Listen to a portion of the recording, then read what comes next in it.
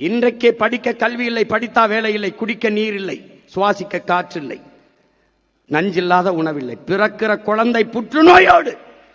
எனக்காக ஒரு முறை புற்றுநோய் மருத்துவமனைக்கு நீ போய் வா. 2, 3, 4 வயது குழந்தைகள் தலையில் மொட்டையடிக்கப்பட்டு இந்த புற்றுநோயோடு இருக்கிறதை நீ பார்த்த பிறகு நிம்மதியாக உறங்கிவிட்டால் அதற்கப்புறம் நான் பேசுறதை நிறுத்திடுறேன். ஏன்?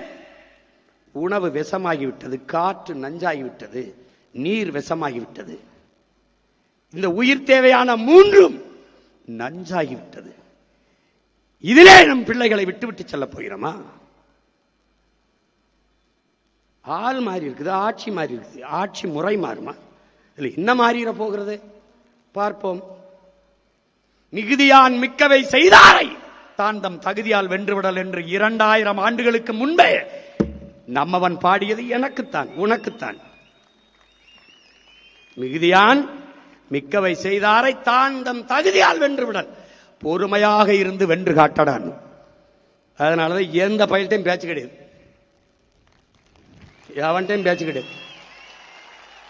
பேசியாச்சு. இனி பேசுறதுக்கு ஒண்ணுமில்லாத அளவுக்கு பேசியாச்சு. காத்து, கடல், மலை, மரம், செடி, கொடி, ஆடு, மாடு எல்லாம் பேசியாச்சு. உனக்கு நக்கலாவும் நகைச்சுவாயிருக்குல்ல, ஒரு நாள் நீ என்னை தேடுவ. நீ கஷ்டம் வரும்போதான கோயிலுக்கு போவ. ஒரு நாள் என் கோயிலுக்கு நீ வருவ. என்கிட்ட வருவ. எதுவும் மாறாது.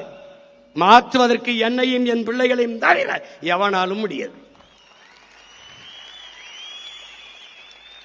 எந்த பிரச்சனைக்கும் வேறும் தெரியாது, தீர்வும் தெரியாது.